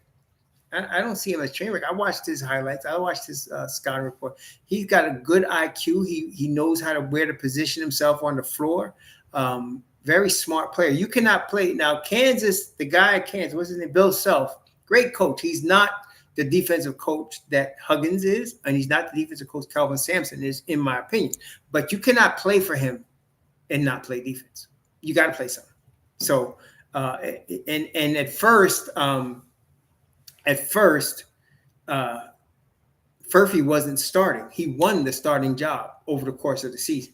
He wasn't starting at first. And then second half of the season, he won the starting job. So he's developing. And in fact, he started the season at 6'7", and now he's 6'8". So he's grown as well. So I like Furphy. I like his upside. That's what I'm like. I like his upside. I like his intangibles. I like his game. Very high IQ. Hits an open three. That brings him to the table. Yeah, I see a lot of Franz Wagner in Furphy. I see a lot of Franz Wagner in him. Yeah, but Shake Milton, I don't know if he's long for we'll see. Shake Milton, what was the guy that the Knicks had? Fan favorite, never played, but he was on this, and he was on the bench all the time. That's Shake Milton now. I forgot the other guy's name, but he was a fan favorite. But why do I like Dunn? He plays NBA level defense and has an NBA level motor right now. That's why. And I know that Theo Pinson, right? Milton is the new Pinson. Yeah, that's right. Theo Pinson. That's him. Milton is the new Pinson. That's why I say Milton. Milton is the new Pinson. Shake Milton's the new Pinson. I don't know if he wants to be a new Pinson. I think Shake wants to play somewhere. So we'll see what happens. But yeah, yeah, right. But yeah, that's why to answer your question, T-Mac in New York City is he plays NBA level defense. That's a rarity for a kid coming out of college. He plays NBA level defense and he has an NBA level motor right now. Now he can't shoot to save his life, but he can get on the NBA floor with his defense and his motor. He can get on the NBA floor. So that's why I like him. But even more importantly than me liking him, I think the Knicks like him. I like DeRon Holmes better, but I think the Knicks like him. Yeah, I think Shake's going to shake. I think he's looking to play somewhere. He's looking for something where he can get some PT, man. So I think that's why we may not see Shake back. We may not. But I like DeRon Holmes. I don't know. I haven't heard. Now, we still got, what, 2 weeks? No, wait. We got a week and a half, right, before the draft? We got a week and a half now before the draft, right?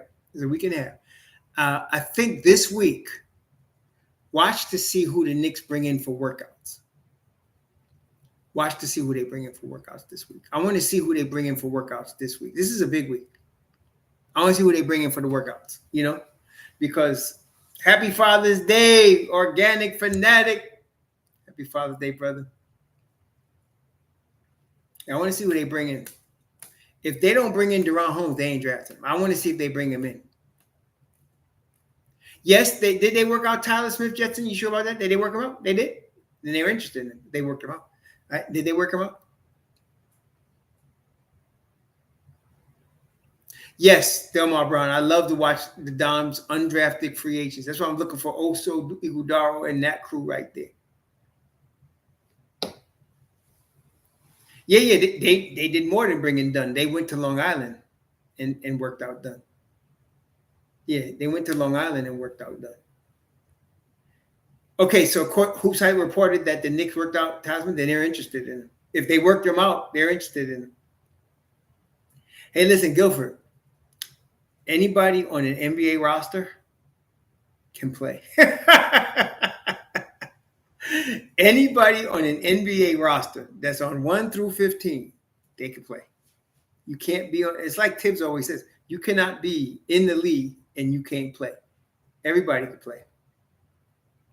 I think Baylor Shireman is a nice player, but that's way too high for him. That's way too high for him, in my opinion. He's another Baylor Shireman is another combine star. He's a combine star. He got hot or whatever happened in the combine, but I think he's a second-round pick. I would not waste a first-round pick on him. I like where Tankathon has him at 36. I'm not even sure he's worth that. And he's going to be 24. Do you realize Baylor's going to be 24 years old? So no, I don't. No, I don't think so. Not at 25. Not at number 25. Not from no 24-year-old dude that's a combine star. No. Mm-mm. Mm-mm. Well, somebody suggested, John Mark, that that's why they went to see him. The Knicks do not make trips to see a player for a favor. They don't do that. If an NBA team is coming to see you, they're interested in you. They don't just make a trip for a favor. You hear what I'm saying, John Mark? So whoever said that is full of crap. The Knicks don't do favors like that. They might sign a guy as a favor, like they did Jacob Toppin, but they're not going to go driving out to Long Island and bringing the guy into the facility, which they did. They brought him into the facility. Then they went out to Long Island to see him. They're very interested in Ryan Dunn. Very interested. Yeah, they're very interested in him. He ain't wasting no. That's right. They ain't wasting no time, man. Not with Worldwide West. Worldwide West is on this tip. That's another reason now. Worldwide West is heavy on this tip. He's very heavy on this. Okay, so we'll see. But I think they're going to end up taking Ryan Dunn. Either 24 or 25, they'll take him. But the other guy, I don't know. I don't know what they're going to do with the other pick. I have no idea. That's right. It's the way I'm saying. There ain't no random picking, no random trips in the league. They don't just do day trips for fun, man. They're looking for business. Toppin has a future with it. Oh, I didn't say that. See that? I think he might. I think Toppin has a good shot of making the 15-man rotation this year, and not with the G League contract. I'm talking about with a regular NBA contract. So I'm not. Don't read into what I'm saying. I just said they did a favor for Obi. He wasn't even drafted. Jacob Toppin wasn't even drafted, and he was picked up by the Knicks, and they gave him $1 million contract. That's a favor. But I think he has a chance to make the roster. I think he has a chance to make the roster. And Summer League is going to tell us a lot. Jacob Toppin needs to ball out in Summer League, and I think he will. I think Jacob Toppin's going to ball out in Summer League. I think he will. You think so, Jason? Yeah, I'm looking for it. Last couple of years, they would have a list of players that Hoops Hype will come out with a list that every team brought in, and I'm looking for them to come out with the Knicks list. I'm looking for the list of players they have brought in. That gives you a good indication of who they're looking at, obviously. Yeah, they give you a good indication.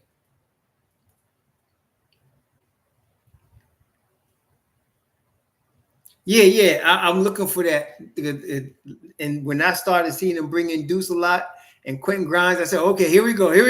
At that year, I said, oh, here we go. And it's the same now. I'm looking to see who they bring in this year. So the Knicks only 6 players on Hoops Hype's list.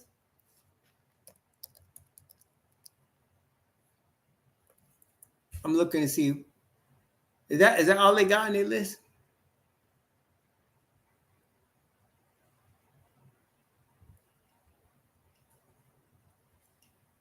Okay, I gotta look at that.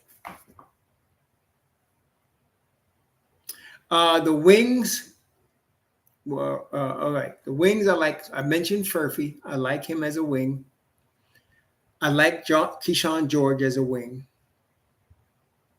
I don't consider Deron Holmes a wing. He's a 4-3, 4-5. I don't really consider him a wing. I like him, obviously. I'm missing somebody. Of course, Ryan Dunn's a wing. Ryan Dunn is a wing. I like him.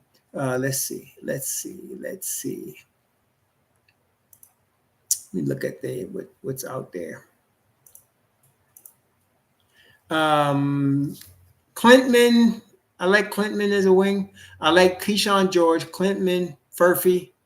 That's in the Knicks range. Now, there's other guys. Cody Williams is obviously, but he's not going to be there. Ryan Dunn's a wing. I like him. That's about it. As far as wings, I think that's about it. I'm not real high on Justin Edwards. I'm not real high on McCullough or whatever his name is from Kansas. He's all right, but I like a wing that can guard multiple positions and play really 2 or 3. And if they can play more than 2 or 3 and play a 4 even, I'm really into that. I need them to be able to guard multiple positions. They could guard 2, 3s, and 4s. They're really high on my list.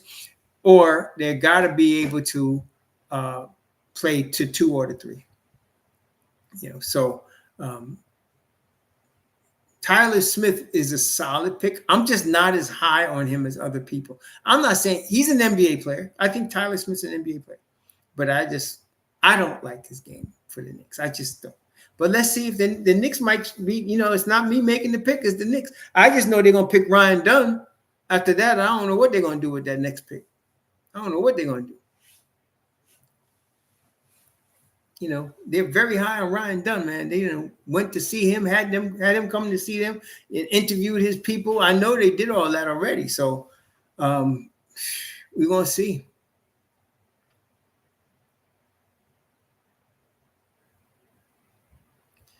Jeremy Nesbaum, is it Acapulco Gold you smoking or sesame? Is it hashish? What you smoking?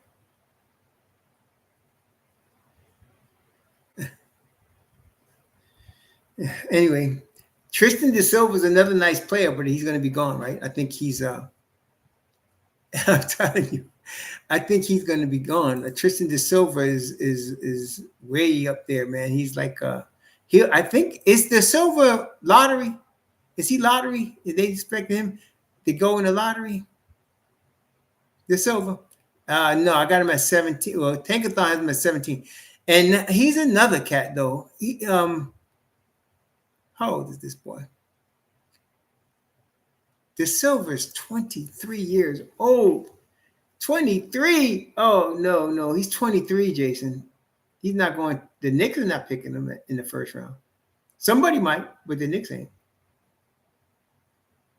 Yeah. You remember now, the guy that they pick is going to be, at best, the 10th guy. At best, the 10th guy. At best. That's best spot he could get, the 10th spot, if he gets that. So a guy that's 23, I don't know. Yeah, I don't know. He could drop, but I don't know. I wouldn't waste my first round pick on him. So you got, look at this here. Look at this. You got, now we're talking about the Knicks, right? So you got Johnny Furphy is 19 and a half years old. Almost 6'9", 189. Khalil Ware is 20 years old, 7'1". Tyler Smith is 19 years old, 6'10". Eve Misi is 7 foot, 20 years old. Deron Holmes is 21.8. He'll be 22, 6'10". Bobby Clintman is 21. Keyshawn George is 20 and a half. I mean, why would they pick a 23-year-old or 24-year-old Terrence Shannon, or Kolek is 23, or De Silva is 23? Why would they do that when they got all of these young guys with more upside that they can get? Yeah. I don't know. I don't think so. I don't think so. I don't think so. I don't like the feel of that. They're going to get a young kid, and he's going to develop, and he's going to be good in 2 years, and the Knicks are going to be fine. And I can't wait for the season to start, just like y'all. Can't wait for the season to start. It's going to be fun, y'all. It's going to be fun, man. It's going to be fun. Yeah, I know. I'm with you, Chet. I'm with you, Chet. Chef, New York Knicks chef. I'm with you. All right, so yeah, I know. Somebody 23 years old. I don't know. I don't think so.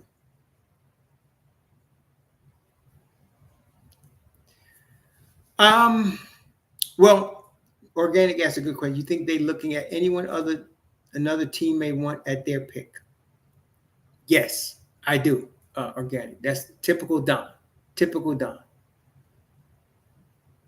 That's typical Dunn. I think so. Yep. Either the 24th or the 25th pick, right? That could be either one. Yep. Yes, they will be able to retain Precious at a very reasonable price. They will. 7 million, 8 million, I'm thinking is Precious' number per year. 7 to 8 per year is Precious' number. They will be able to retain him, especially if they drop Bodega's 19 million, give him 2 and save 17. I think we'll be okay.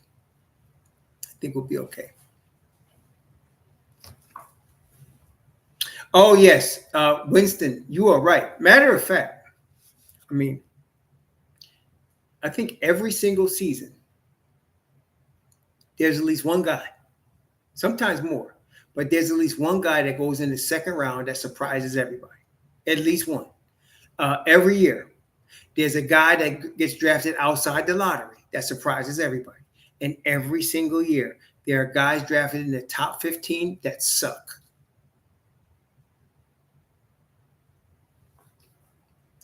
I'm not sure what they use to get Precious, if it's the room exception or if it's just straight 8 million. Because when you look at the Knicks, salaries for this coming season, you see, when you look at, we did this the other day, but when you look at the Knicks salaries for this coming season, right, they're going to have Julius, Jalen, OG, Josh Hart, Mitchell Robinson, Dante DiVincenzo, and Miles McBride. How many is that? 1, 2, 3, 4, 5, 6. They're going to have 7 guys on the contract. OG is going to be $35 million a year. I'm not sure if it's going to get 35 the first year or they're going to cut it first year and give him back in, but he's going to get $140 million over 4 years, $35 million a year.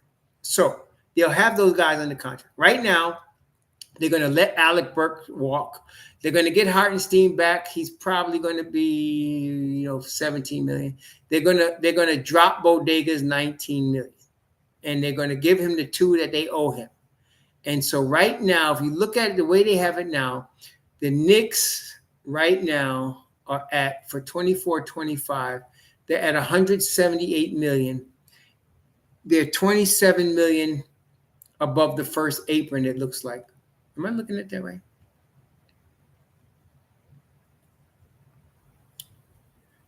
But that includes 58 million of cap holds. So they got right now, there's a cap hold on Hartenstein. There's a cap hold on Achua. There's a cap hold on Alec Burks for 19 million. There's a $13 million cap hold on Achua. He ain't getting that. There's a $11 million cap hold on Hartenstein. So they're going to drop all of these guys. They're going to bring back Achua at 8. They're going to bring back Hartenstein at 17. And they're going to be pretty much where they were to start here. Yeah. So they got 58 million in dead cap space. They're going to bring back probably they're not going to have 58 million, but they're going to be probably, 38 million, something like that. They'll be all right. The Knicks are going to be fine. They're not going to pass the second apron. And if they pass the first apron, that's fine. They're at the stage of their thing. But, Jason, we will see in just about 2 weeks. We will see. We don't have to agree because it's about to happen. Whatever's going to happen is about to happen. We don't even need a crystal ball.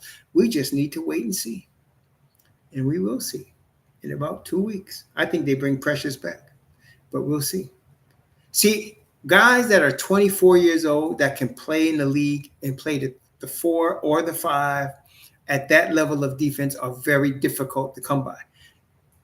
They're going to keep Precious, especially if they're going to sign him at $8 million. If you want to get a guy with more veteran experience, he's going to cost you more than that. And so I think they bring back Precious. Looking at the Knicks right now, let's see. The Knicks have taxed. The Knicks are right now at 148 million. You look on Spot Rack and look at when there says tax. Don't look at the 178 million. That's including dead cap space. You look at the active tax. It's 148 million. They got 23 million in tax space for the first apron right now. The Knicks have 23 million of cap space for tax right now. All right, right now. So they got Randall at 29, Brunson at 25, OG they got at 19, but that's going to turn into 30. Bogdanovich's 19 goes away. You might have 2 there. You have 18 for Josh Hart, 14 for Mitchell Robinson. Dante DiVincenzo is locked in at 11. Deuce is locked in at 4.7. You drop Jeffries, Mamadi, and Jericho, you're good. So, no, we're not over the first apron yet. We'll see what happens. We got to see what happens. That's their text. To me, DJ asked a question: what's the chances of getting Caruso if we resign Precious? Well, first, is Caruso a free agent? Do we know that? Let me just see that. Is Caruso a free agent? Let me just take a look at that. 2024 free agents. Let me see. Let's go by alphabetical order, if I can. Let's go by age. All right, so Caruso, how old is this boy? Let me see. Alex. I don't think he's a free agent. I don't see him on the list here. I don't think Caruso is a free agent. I wish he was. I don't think he is. Royce O'Neal is a free agent, but I don't think is Alex Caruso on this list. He is not. Alex Caruso is not a free agent. I'm looking for him. I don't see him. Alex Caruso is not a free agent.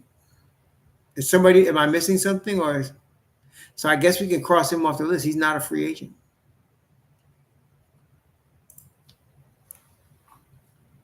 Is he expiring? Are you sure? They don't list him as a free agent, bro. Let me just see. They don't list him as a free agent. Let's see. Let's see.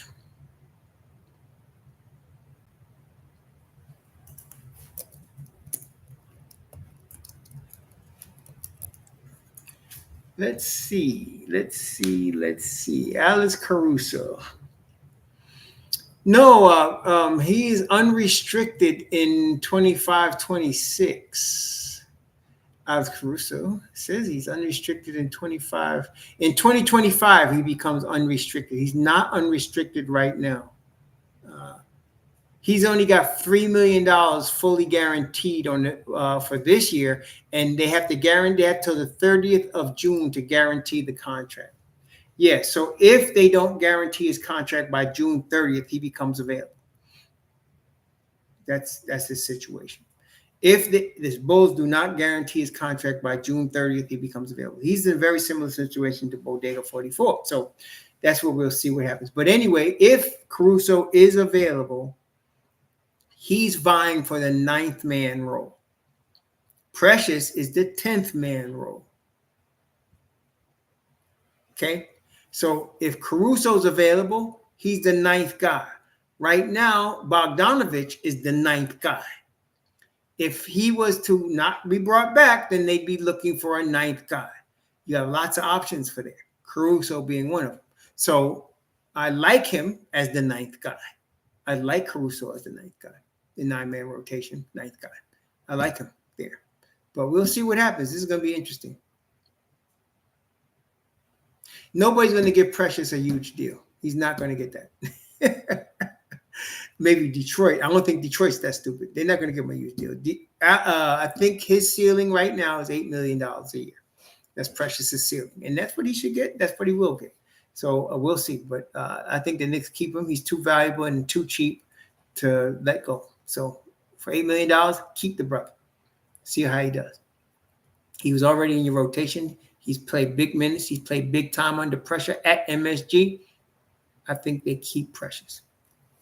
Unless, like you said, it's always possible somebody could throw, $12 million at him. Then he's gone. That's be that. Then he's gone. But I think Precious stays.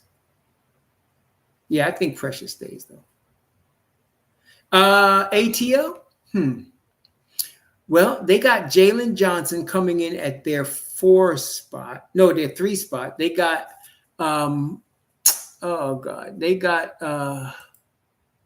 they got another young boy coming in at their 4 spot. They got Jalen Johnson at their 3 spot. Let's see. Jalen Johnson's that power forward. Bogdanovich, I don't think he sticks around. They got Dondre Hunter and Onyeka Okongwu. I don't think so. I don't think Atlanta gets Precious unless Precious agrees to stay on the bench. I don't know. Yeah, it's going to be a 9-man rotation. Precious is the 10th guy, and I keep saying even if he's the 10th guy, he will play because OG's not going to play. He's going to miss. OG's going to miss at least 18 games. So 17, 18 games. OG's going to miss. So he's going to play. He'll be when Hart steps into the 4th spot for OG. Precious will step into the 9th man spot. Yeah, so he'll play. I don't know, AP. There probably are 2025 guys to look at, but right now I'm looking at this year's pretty hot year right now, and the Knicks are in a pretty big position. And so to me, I can only focus on this year. And right now I'm looking at the same team. Run it back. The only difference is the 9th guy. Is it going to be Bogdanovich? Is it going to be another guy? Is it going to be Precious? Who's going to be the 9th guy? That's really all I'm looking at for me. I'm not looking at nobody coming into the top 8. That's set. The top 8 is set for the Knicks. The 9th guy and the 10th guy are who we're looking at.